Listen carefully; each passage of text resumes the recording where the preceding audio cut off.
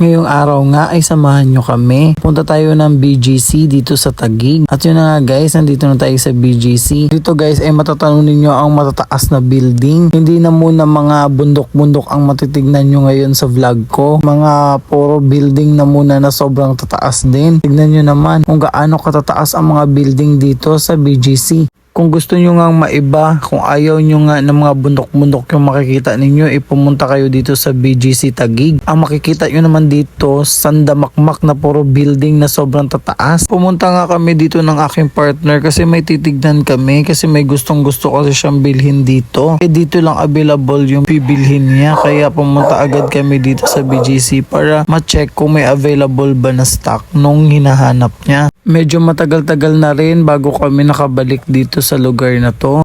Kung wala nga kaming bibilhin dito, hindi talaga kami pumupunta dito kasi medyo malayo din to sa lugar namin. At yun na nga guys, habang hinihintay ko nga yung partner ko, niloloko-loko niya ako. Tignan nyo naman yung ginawa niyang video sa akin dyan. Parang kilala ko to ah. Kilala ko to ah. Uy, ginagawa mo dito? BGC boy ka ah. Ano ba yan? Wow. Ba't ang bibidyo ka? Social naman po. BGC boy po ito. Huwag po. Oo. Huwag po na kaya. Ang ganda naman ng tambayan mo. Sana all. May nabili ka na? Wala pa, ikot-ikot lang. At hindi pa nga siya nakontento. Tignan nyo naman yung ginawa niya. Oops. Ano naman? Hangin lang yan. Nabili ka na ba ng sapatos? Hindi pa nga eh. Ang hirap hanapin yung sapatos na gusto ko. Doon. Lawak-lawak ng BGC, wala kang makita. Walang makita o walang budget. Patitipid pa tayo ngayon. Ano na?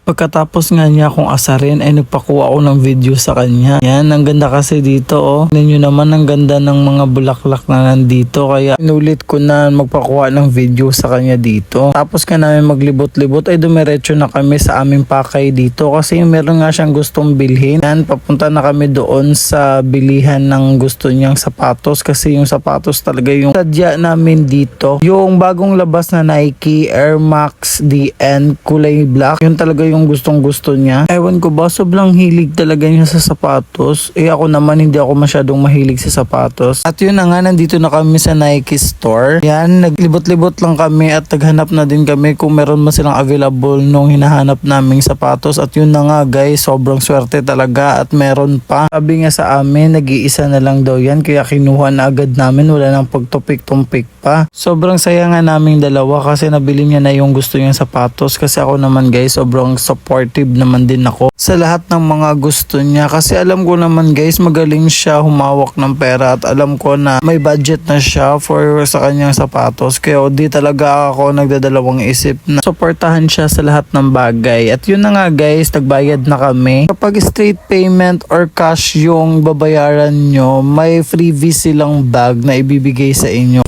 Mukhang nakabili ka na. Ay, nabili mo? Wow! Yung latest ah. Sana all. Hey, let's go. Okay na. Yeah. At yun na guys, sobrang saya nga namin kasi nabili na namin yung sadya talaga namin dito sa BGC. At guys, kung hindi pa kayo nakakapag-follow sa akin, please follow me and dito ko na i-end yung video ko. Thank you!